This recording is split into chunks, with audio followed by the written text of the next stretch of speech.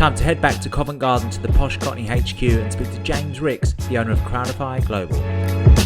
James, thank you so much for coming on Posh Cockney TV. My pleasure, mate. Always. Have you been? Yeah, not bad actually, not bad. Busy is probably the best word for it, to be honest with you. We've spoken a few times and it sounds like you're crazy. Yeah, it's been, we've got a portfolio of businesses and I think we've probably got one in every sort of situation you could possibly be in, but our digital agency is just gone crazy, so we're real lucky in some senses compared to others. Remind me of the services you guys do at Crowdify. So Crowdify really is a group of events marketing agencies. As you know, my background is events and clubs and all that sort of stuff. And then we started investing in other businesses about 3 years ago after we formed Street PR, turned that into a multi-million-pound business. And then we started investing in digital agencies, social media agencies, SEO, AdWords.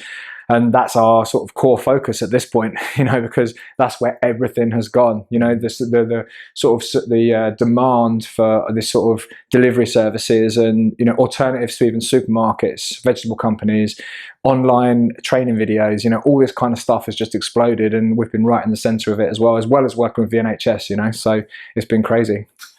I had you on the podcast when lockdown actually started and you only just got the NHS contract. That's correct, yeah. Tell me a bit more about how that...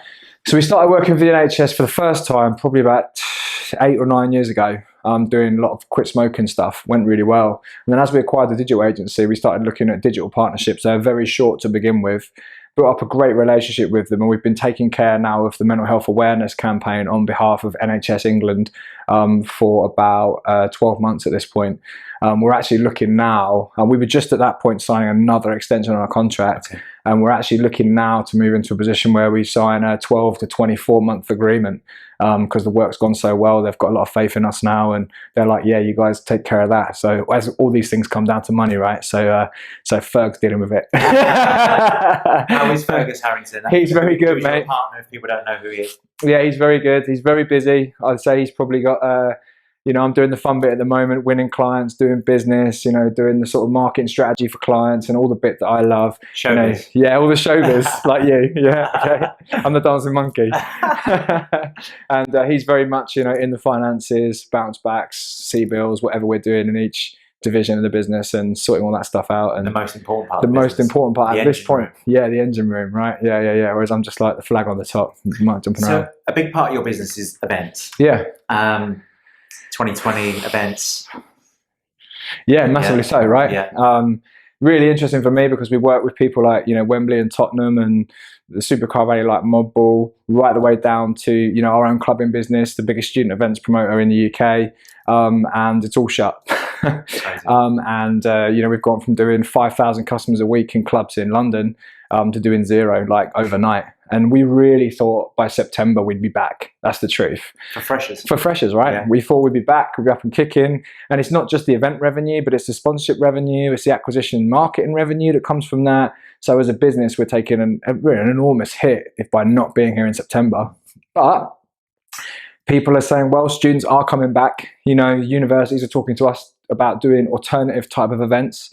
They want us to run some sort of welcome and integration party for the freshers because it's quite intimidating to come from Leeds or Leicester or wherever you're coming from and not know anyone in London. And now you're going to be stuck in your room and told to socially distance. How are you going to make friends? So we're coming up with ways. If you're out there and you've got an idea, an event that we want to run with us where we can integrate students in a socially responsible manner, socially distance them, we'd love to hear from you. So that is, of course, unless the government change the rules between now and September and we're back in Ministry of Sound or Fabric or XOYO and things carry on, So what else have you learned during this period? I think for me, it's been a really interesting time because you certainly get to reflect on size of business, overheads, what's important, what's not important. You certainly see the true colours of everyone involved, I think. And I will say that everyone, for the most part, has been extremely supportive. Everyone's there to help everyone else out. And there's this huge camaraderie, especially in the hospitality and the events business, of us all working together and us going, we'll do that for you. We'll sort it out down the line. There's a lot of that sort of kind of vibe going on and an eagerness to get back to business. And I think there is, sadly, a noticeable number of good operators who won't survive should we be closed until January, or they come out the other side of it and they're going to be in a huge amount of debt. They don't all have that luxury of alternative revenue streams like we have as an agency, So it always baffles me, people like you that have got their fingers in many, many pies. How do you juggle your time? I think it's team. Yeah. I think you've got to have an awesome team, and you've got to be in a position where you trust that team. And, I'm quite dyslexic. Anyone who deals with me on a regular basis probably tells me I'm a bit frustrating at times, replying to WhatsApp messages, or I send you a message, doesn't make any sense at all, I'm dyslexic. And I think so as a youngster, I grew up having to trust people and delegate out quite a lot. And then as a result, in my business years, I'm very used to going, yeah, you know what, you're very talented. I trust you to get on with that. Get on with it. And I think that's the sort of key to my success, is I work with projects I'm passionate about. I do a lot of stuff that I love doing with people that I like doing. That's really important for me in business. And then I've got an amazing team, and I know how to plug them in. I know what the sort of venue owner or restaurant owner or brand owner wants to see. And I sort of communicate between the two and just keep the project building and building. And ultimately, it's about getting results. We are absolutely results driven when it comes to digital stuff. There's no hiding, because the figures are right there in front of you. So, yeah. Would you and Ferg ever buy your own venue?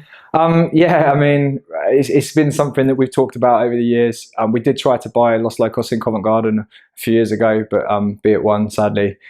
Beat us to it on that one. But the answer is yes, if the right opportunity came along. We are actually looking at our own venue, like a pub style venue at the moment, with some amazing partners who make incredible drinks and incredible food.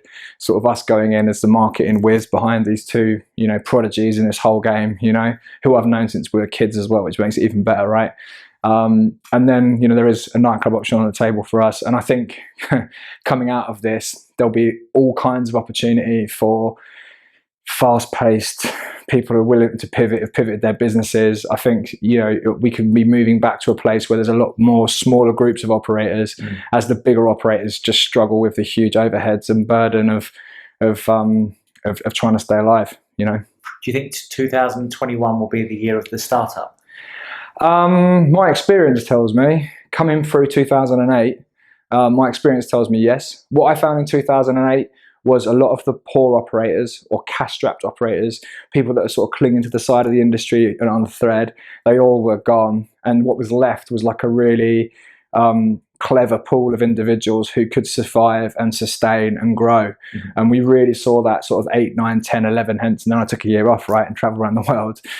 So I sort of feel like we're going back down to that route. I think the problem is, and every operator, every person I speak to has this conversation, is everything's changing weekly.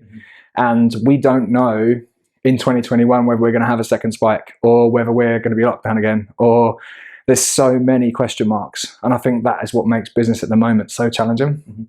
You're an investor. Yeah. Where would you be putting your money right now? Under the bed. Don't come to my house, look at my bed. No, digital. Digital online delivery. If you're a venue, I'm investing in my website, I'm investing in my branding, I'm investing in my digital image. I'm making sure that my Facebook, Instagram, Twitter, Pinterest, if you've got one, all match my website. I'm making sure everything's linked. YouTube as well, obviously. I'm making sure it's all linked. I'm making sure it's all trackable. I'm making sure that I know who buys my product, what age demographic they sit in. There's no excuse, people don't realize, but there's no excuse not to know this now. There are things you can put in your website where every single Google lead, whether it's SEO booking or AdWords booking or Facebook booking or Facebook click, you can track that person, you can track their social media activity, you can build commonalities. So you can say, these 100,000 customers based in central London have these 10, 20 things in common. Show me an audience of people that don't like my brand, who also live within this distance from my site, who also have those things in common. And then you can run cold ads to target those people. And you run a cold ad, a warm ad, and then hopefully convert them to a buyer. You need 2.3, 2.8 ads, to convert someone into a customer. And then you reinvest and reinvest. And the most amazing thing about digital is you build up this journey for your customers. And as you do that, you put yourself into a position where you get more and more and more and more data. So actually, as the time goes on, your campaign gets cheaper and cheaper and cheaper and cheaper to run, and better. unless a competitor comes in the market and tries to mess with your area, and then you're competing with them, and Facebook love that because they make loads of money. So you know, that's kind of where we're sitting these days. So digital for me, digital, and I think events will be, I mean, coming back, right? Everyone's dying to go out, you know, so I've seen some pretty much like mini Glastonbury festivals in the park where we live, you know. So I think events are going to be huge when they do come back. So accountability is key, and that's what all our clients want, right? Isn't it? You know, if they're going to be making, times are tough, and if they're going to be spending money, they want to make sure that it's going in the right place. And as you said, with digital platforms, you can track everything now. So. That's right, and they need to go into it realizing month one's going to be the worst month they'll ever have in digital. Like it will be, because you're going in cold, you're going in to learn, and you will learn stuff. You've got to have the know-how to do that investment. It's quite funny. I think you speak to an old school marketing director, and they're used to seeing massive posters on the underground and all this stuff that they can go and see and show their investors. You know, when you're doing something digital, you don't get to have that kind of you know, big waving moment. Oh, look at our ad in Piccadilly Circus, or look at our ad on the buses, you know. But actually the results are just, they dwarf that type of activity. And you're talking to someone who owns a big experiential agency, and that's why we had to move into doing acquisition strategy campaigns using voucher codes, because I realized very quickly if we couldn't measure it, we were going to lose out to those industries where you could measure it, you know. And that's where everything's sort of going. So for me, it's all about measurement. You know, you've got to have the right content, the right branding, the right videographers, the right tech. Everything's got to be there. It's a very, very important part of it. And most people don't realize that if you're running a video, for example, if this video is being shown during rush hour, it will do far better if it's got subtitles, because people are on the train, you know, they want to watch it with subtitles. Whereas in the evening, they'll watch it without subtitles. So having both is really important. If you've got a 15-second video, you need a subtitle one, non-subtitle one. You need a really keyed up social manager who knows what time to run what adverts to make sure you're getting the best bang for your buck. And that turns a 3% conversion campaign into an 11% conversion campaign. Simple as that. Wow. Well, you didn't know about that. Loads of tips. So what's next for Crowdify? We're, you know, currently looking for other opportunities. We've just, I can say now that we've purchased One Big Night Out. You know, the pub crawl business. Okay, yeah, we decided sort of, I know, go back to my roots from the days I was running around on the streets and stuff as a kid, right? But we've that's confirmed now. So we're running One Big Night Out pub crawls as part of our events group. We're looking at bus companies at the moment as well. We're very interested in having a bus. We are looking for somebody very talented in sort of the videography world, potentially building websites. We're looking at working with or taking on into the group a website building business, just growing the group out, complementary services, things clients need, so we can just plug and play, make sure that the Crowdify standard and quality is really high all the time for everything that we do, you know. Well, we're friends anyway, but I love seeing your success, so I wish you all the best. Yeah, you too, mate. We'll have that beer soon, eh? Yeah, cheers, bruv. When you want. Cheers. So thanks for watching Posh Cockney TV. I really hope you enjoyed the episode. If you did, please subscribe below and hit the bell to be notified on future shows.